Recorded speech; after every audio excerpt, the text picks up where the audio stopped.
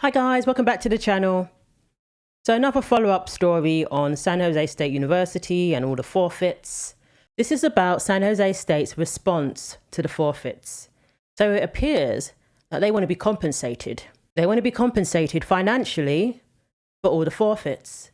And they're claiming that the forfeits have disparaged the reputation of the university.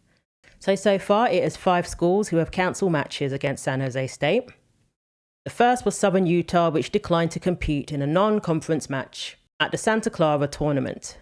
Since then, 4 Mountain West schools have forfeited their matches against San Jose State, Boise State, Wyoming, Utah State, and Nevada. So Outkick has exclusively learned that San Jose State asked 2 of those schools to pay them damages for losing out on those matches. So Outkick submitted a Freedom of Information Act request to Boise State and obtained emails related to the school forfeiting its match against San Jose State.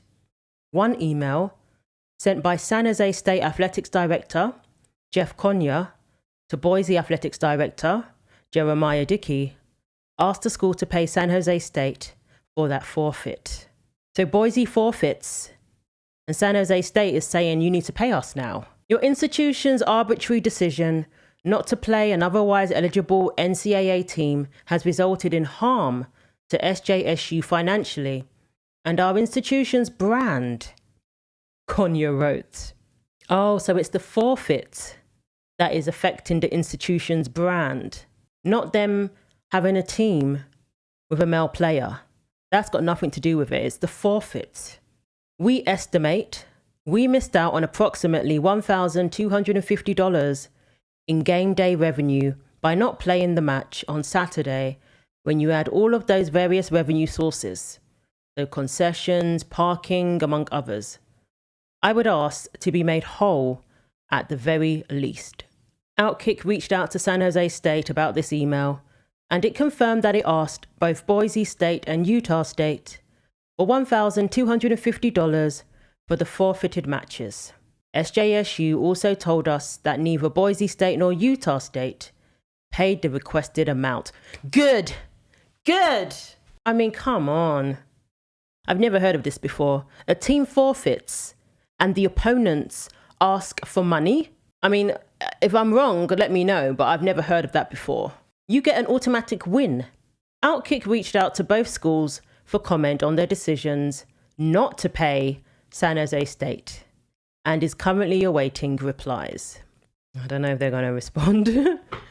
San Jose State did not ask for money from Southern Utah, Wyoming, or Nevada because none of those were scheduled home matches for the Spartans. Okay. I guess, yeah, it's a home match and you do make money from all of those things. People come to your stadium. But I'm glad Boise and Utah weren't dumb enough to actually just pay the money. So yes, the Nevada game was eventually moved to San Jose State's campus, but obviously there was no game. That was a procedural move that ultimately saved San Jose State from having to travel to Reno to accept a forfeit. I mean, that's the least Nevada could have done. Because can you imagine, just to virtue signal and save face, the match is still going ahead. We're going to insist that the match is still going ahead, even though there's no players. And you're going to make them travel all the way to Nevada to accept the forfeit? That would not have been right. So thus, San Jose State elected not to ask Nevada for money. That still wouldn't have made sense to ask them for money anyway. As it stands, San Jose State believes the school's forfeiting matches due to the presence of a transgender athlete on their volleyball team resulted in harm to SJSU financially and their institution's brand. They said the forfeit's decision was arbitrary. I mean, Nevada's decision wasn't arbitrary, that's for sure, with the girls' wonderful statement that they released. The definition of arbitrary is as follows: based on random choice or personal whim, rather than any reason or system. That's being very disingenuous to say that their forfeits were arbitrary. You know exactly why they forfeited. It's pretty clear that the schools are not forfeiting as a result of random choice or personal whim. That is very true. They forfeited to protect women's sports from biological males and to keep their female athletes safe. An Outkick asked SJSU to explain the use of the word arbitrary, and they failed to respond. Hilarious. Oh, I love it. I love it. I'm so glad that those schools did not pay up any money. I mean, what in the extortion is going on there? Saying that this is what we estimate, the money we didn't make because of your forfeit. So this is how much we want you to pay. So Riley Gaines said, according to emails obtained by Outkick, SJSU requested compensation from BSU and USU for harming their institution's brand after they forfeited their match. She added SJAU and said, hey, the man on your team harmed your brand, not the girls who prioritized their safety. Wow. I got nothing to add to that. It's amazing we have to explain this to them.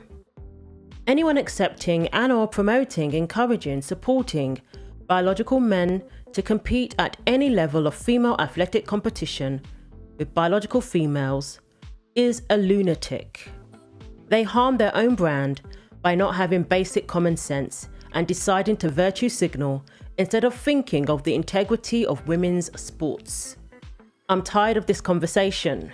Men are men, period. There is no in-between or a fairy tale that a man can now become a woman. These people are dense. Aggies needs to stand firm. Not a cent for SJSU. Absolutely. Do not pay them a penny. Not 1 penny or cent. I mean, the nerve, the absolute nerve. Women don't want to play a team that has a male player because of their safety. And you're using that to now ask for money. It's not going against the rules. Forfeiting is allowed. Exactly. Protecting athletes' safety should come first. Blaming others for brand harm shifts focus from the real issue. Absolutely. It should be vice versa. BSU and USU should request compensation from SJSU for violation of fair play rules.